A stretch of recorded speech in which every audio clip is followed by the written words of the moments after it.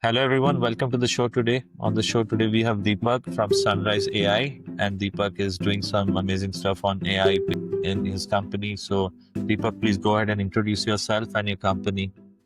Sure. And Thank thanks for you. joining. No, appreciate you having me, Nilanjan. Thank you so much for the invite. Like you mentioned, my name is Deepak Srivastava. I'm the CEO and co-founder of Sunrise AI. By way of intro, I have become a serial entrepreneur. This is now my third venture-backed company. In a former life, I was an investment banker, but excited to have the conversation here with you, talk all things AI, startups, and tech. I appreciate you joining. It'll be very insightful and entertaining for the listeners over here. So, tell us if you can give some how you started it. What was your journey or what was the gap that you saw in the product market where you started this initiative? Yeah, we actually incubated the company initially at Dr. Andrew Ng's AI Fund. It's a venture studio based out in Palo Alto. And I joined as a founder in residence a couple of years ago. And the focus of the studio is to incubate companies that are really focused on the AI application layer and solving for real use cases. What we do is we build AI native, we are the AI native GTM intelligence layer, go to market intelligence layer, specifically for data sensitive companies, right? Organizations where customer and operational data involve PII, PCI, HIPAA, MNPI, and where security and trust are essential. So we forward deploy our AI agents based on each of our enterprise customers' internal existing workflows and leveraging their own proprietary GTM data. So think of us piping into Salesforce, Snowflake, Zendesk, ingesting call transcripts and more directly into the systems and teams already use, and then deliver real-time judgment grade decisions across the whole GTM org, right? Customer success, enterprise sales, RevOps, marketing, partnerships, onboarding. So what we're essentially doing is creating a new category here. So when you say go to market, like you create go to market strategies, AI based go to market strategies for companies. No, we work with go-to-market teams. Now, some Okay. of it is Okay. obviously strategic work, but think of us like if Palantir, right, embedded live engineers to drive high leverage decisions in verticals like Mhm. defense or finance. Sunrise, we're doing the same, but for revenue teams, right? We Okay. offer the strategic depth and targeted integrated execution of a Palantir style engagement, but with the Mhm. velocity and economics of SaaS. Got you. Okay. Um, and so who are your current like customers like? If you can give some insights, like is it yeah, if you can share some insights on that. Yeah. We have a bunch of customers. One of our lighthouse customers is OpenTable. They started with a single agent of ours solving for a few customer success use cases. Within months, we've been able to unlock deployment across their entire go-to-market org, right? Sales, RevOps, marketing, onboarding, partnerships, support. And this playbook, we're also have taken and have become live with other data-sensitive companies. Row, which is a fintech company, a neobank. Hummingbird, which is a reg tech company. And again, these companies all have a similar theme where trust, security, compliance are prerequisites to even begin deploying AI. So these Okay. customers essentially have validated that we can meet that bar for complex, highly regulated environments. Got you. Okay. So basically data privacy and all the due diligence that is needed before even. So Yeah, that's what exactly. the question comes today, right? From AI, what data you want to expose to AI and what you want Yeah, to hold back. Very yeah. interesting. It's critical, right? Because our intelligence platform is securely connected to enterprise data and designed to deliver AI powered features into already existing workflows and tools that teams use, right? So as those results compound, adoption spreads organically across to adjacent teams, right? So we become part of the fabric, the intelligence layer that's embedded deep in how these GTM teams operate. Got you. Very insightful. So how did you get your first client? If you can share some of that, what were the challenges when you initially started? Yeah. Well, look, this is not a space that we had dreamt up or ideated and we've been running full force. Okay.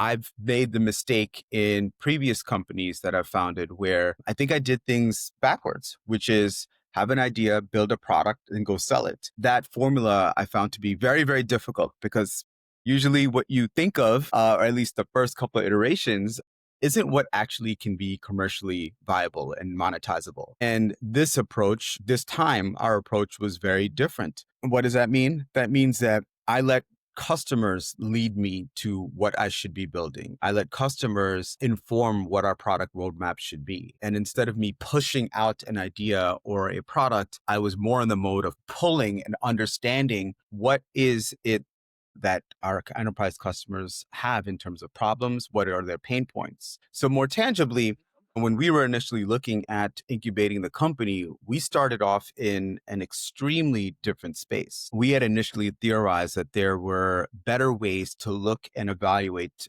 credit. So very different from what we're doing now in terms of GTM enablement. But just to give you a little bit of a long form on that journey and that evolution in terms of the pivots that we made to get to where we are today, we looked at credit.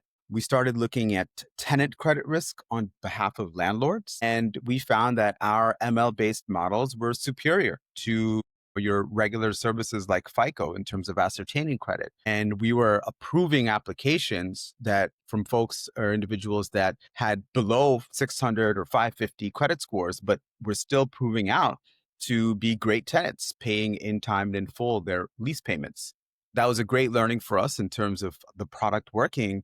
But unfortunately, not many folks wanted to actually pay for this kind of service. Landlords predominantly were happy keeping the current system. And we then started to look for other types of customers.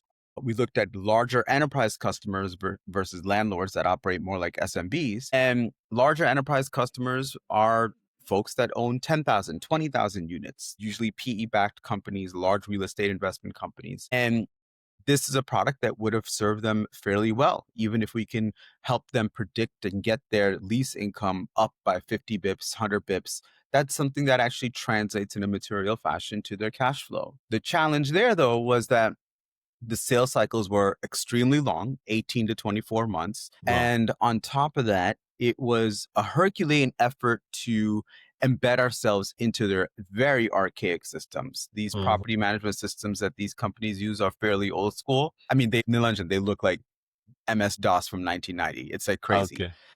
And the CapEx required would have just been too much. So to kind of come to where we are today, I was speaking with the chief growth officer over at OpenTable, and he mentioned that one of their problems is understanding their customer credit risk. They work with about 60,000 restaurants. Restaurants are notoriously bad at paying their bills. It's a tough business. They wanted to understand kind of what their receivables would look like, and we can apply the same product. From there, what we found out is that there's actually a larger opportunity where working with their customer success teams and our first initial deployment for our AI agent was something that would deliver a higher ROI.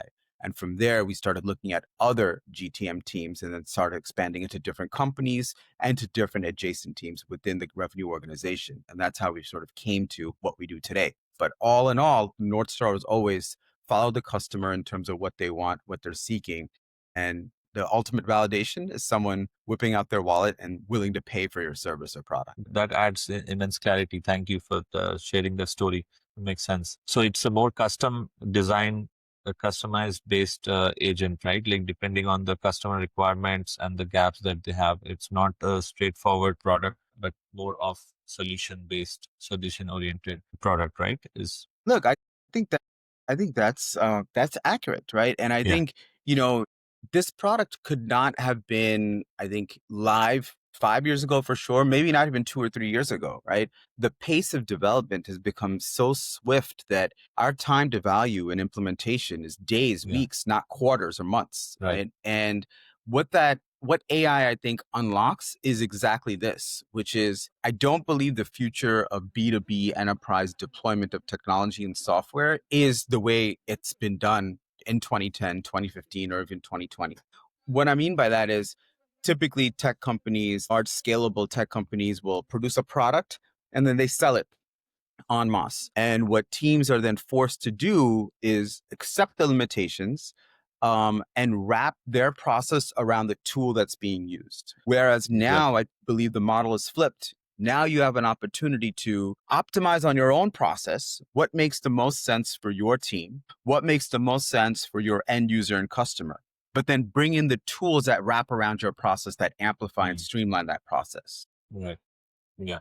And that's what I do believe more tailored, customized agents can do. And what's awesome about it is that, yes, Swift development, but we deploy an agent in one use case. There's similar, the blueprint that we can use for that, 80-90% of that code can then be replicated for another use case. So the scalability still lives. And that's what I meant Yeah. by it's still very much with the velocity and economics of SaaS. But now you have an opportunity where your customer, those enterprises, now have a much more tailored solution that's Right. more suitable for their needs, their team, and their own processes. Yeah, amazing. Very interesting. What are your plans for, I mean, I know we are already towards the third quarter, but what are your plans for scaling for the rest of the year or, beginning of Q4, Q1? Yeah, look, I continue to believe that this is the future of how AI will be deployed across customers, across enterprise, and customers will get smarter and smarter and demand that tools wrap around their process versus accepting that their processes have to wrap around tools. Yeah. That's the general thesis. So continuing to find more and more organizations, expanding in our growth in terms of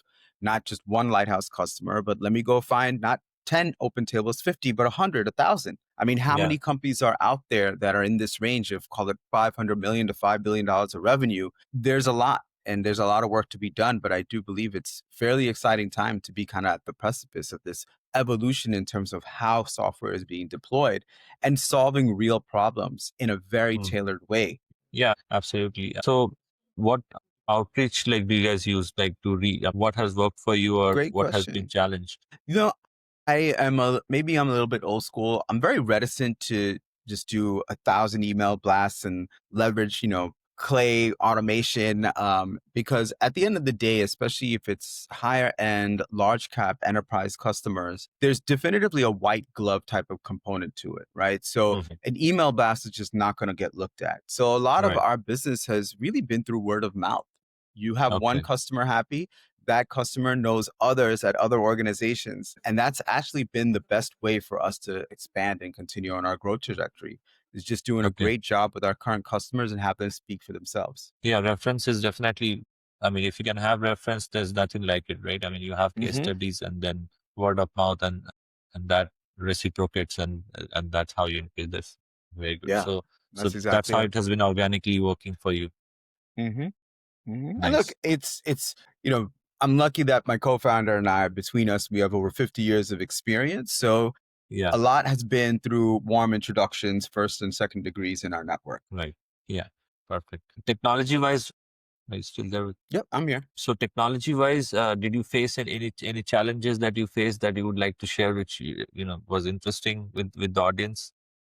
Yeah, one of the linchpins of our approach when we work with customers is that we are intimately integrated with their GTM stack, right? So when we work with their Salesforce data or their Zendesk data or their Snowflake data, it's important from a data engineering perspective for us to really understand their data. And each enterprise has their own degrees of how, let's call it, messy or fragmented that data is. So the Hmm. challenge is not necessarily the integration. The challenge is post integration in terms of really going through a huge data structuring exercise to really understand the data, understand the fields, and get really granular with it.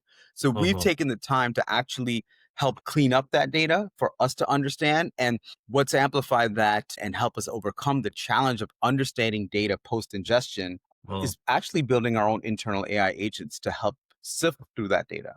And that's been a huge unlock for us in terms of implementation, onboarding, running the models, training the agents that are relevant for the use cases that we tackle. Got you. Very, very cool. You're definitely doing some game-changing agentic We're work here. trying, we're So trying it, yeah, Legend. very nice. So Deepak, if people want to reach out to you and learn more about you, what are the channels you're available at for them, for the On audience? LinkedIn, I'm pretty active on LinkedIn. Feel free to reach out to me there or email me directly, Deepak@sunrise.ai. Thank you for having joining this podcast today. I appreciate you joining. Pleasure. Thank you everyone for joining today, and please like and subscribe if you want to watch more contents like this. Thanks for joining.